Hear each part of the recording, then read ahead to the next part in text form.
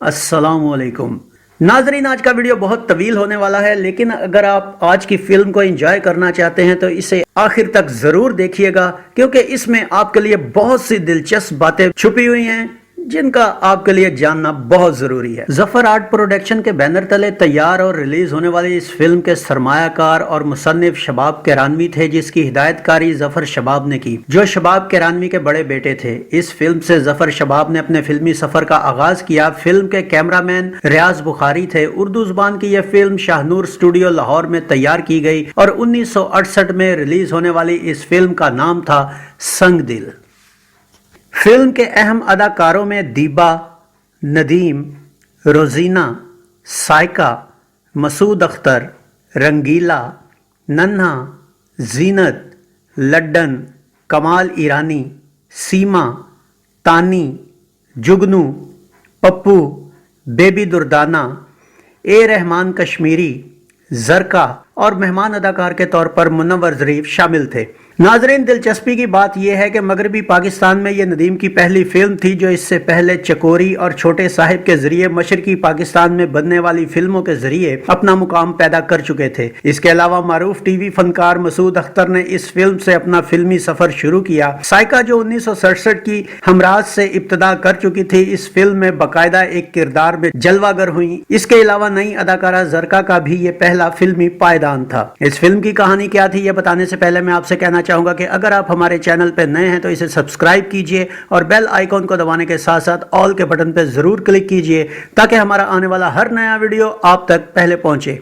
आइए देखते हैं फिल्म की कहानी क्या थी। फिल्म की इब्तिदा एक नवाब अदाकार कमाल ईरानी और उसके नौकर चिराग अदाकार ए रहमान कश्मीरी के घर एक ही दिन पैदा होने वाले बच्चों से होती है। नवाब की बीवी अपने बेटे को जन्म देकर मर जाती है और नवाब अपना बच्चा बिना देखे चिराग को सौंप देता है ताकि उसकी बीवी अनवरी अदाकारा जीनत उसे दूध पिलाकर पाल सके। चंद हफ्तों बाद बेटे को देखने की ख्वाहिश जाहिर करने पर चिराग और अनवरी लालच में आकर अपना बच्चा बदल लेते हैं और यूं चिराग का बेटा नवाब और नवाब का बेटा चिराग का बेटा बन जाता है। अनवरी सबूत मिटाने के लिए नवाब के बेटे को मारने की खातिर रात के अंधेरे में उसे पहाड़ से फेंकने जाती है, मगर तेज आंधी की वजह से पहाड़ से खुद गिरकर अंधी हो जाती है और बच्चा मौजजाना तौर पर बच जाता है। दोनों को बंजारों का एक कबीला पनाह दे देता है, जहां अनवरी के साथ नवाब का बेटा अनवर अदाकार नदीम पलकर जवान हो जाता है, जो बंजारों की ही एक लड़की लाली अदाकारा दीबा से मोहब्बत करता है और दोनों नाच गाना करके अपनी गुजर बसर करते हैं। इधर नवाब के घर में चिराग और अनवरी का बेटा अख्तर अदाकार मसूद अख्तर भी जवान हो जाता है, जो इंतहाई मगरूर और बदतमीज होता है और चिराग को भी एक नौकर ही समझता है। अय्याश अख्तर, जिसके अपने बाप के दोस्त एहसान अदाकार नन्ना के क्लब की एक रक्कासा जरीना अदाकारा साइका से भी ताल्लुकात होते हैं। नवाब उसकी मंगनी एहसान की बेटी सलमा अदाकारा रोजीना से तय कर देता है। एक दिन सलमा के बाग से फूल चोरी करते हुए सलमा की मुलाकात लाली से होती है, जो दोस्ती में बदल जाती है। सलमा के कहने पर लाली अनवर को बुलाकर उसके सामने गाती और नाचती है, जिस पर अय्याश अख्तर उसे अपने क्लब में नौकरी दे देता है। अनवर और लाली क्लब में गाना शुरू कर देते हैं, लेकिन सलमा भी अनवर की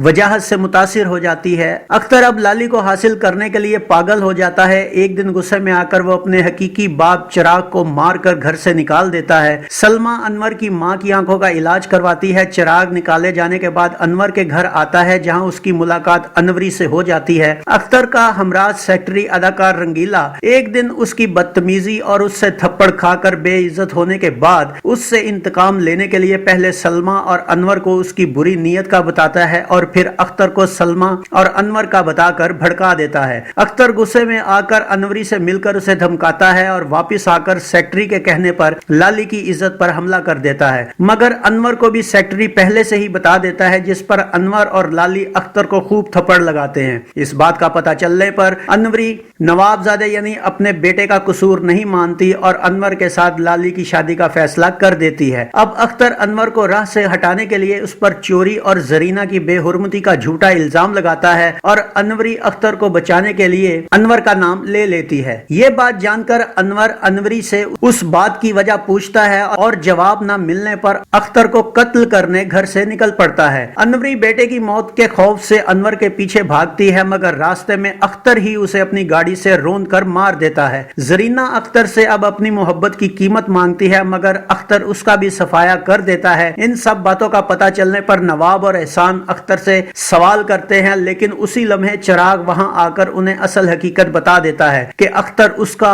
اور انور نواب کا بیٹا ہے۔ اختر چراغ کو بھی قتل کر دیتا ہے مگر لالی موقع پر پولیس لے کر آ جاتی ہے اور اختر گرفتار ہو جاتا ہے۔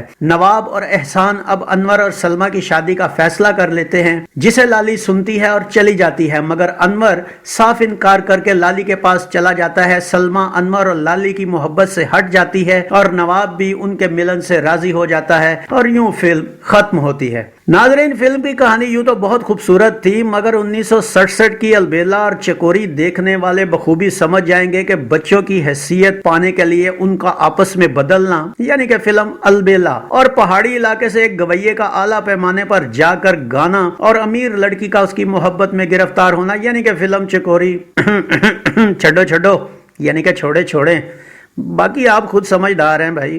لیکن اگر آپ نے البیلا اور چکوری کے فلم ریویو نہیں دیکھے تو یوٹیوب پر ہمارے ریویو آ جائیں گے تو تمہیں سارا کچھ پتا لگ جائے گا۔ مسعود اختر نے پہلی فلم سے ہی ثابت کر دیا کہ وہ اعلیٰ پائے کے اداکار تھے۔ سائقہ ہمراز کے بعد ایک مکمل رول میں پہلی بار جلوہ گر ہوئی اور پختہ اداکاری کا مظاہرہ کیا۔ اس فلم کا میوزک کیا تھا آئیے دیکھتے ہیں۔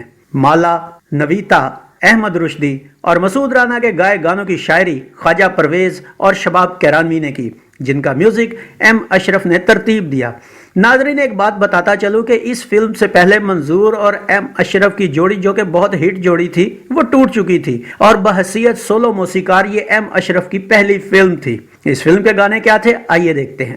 10 گانوں پر مشتمل اس فلم میں مالا کے دل کو جلائے تیرا پیار، ہو ڈر موہ لاگے پیا، یہ گیت اداکارہ سائقہ پر پکچرائز کیا گیا۔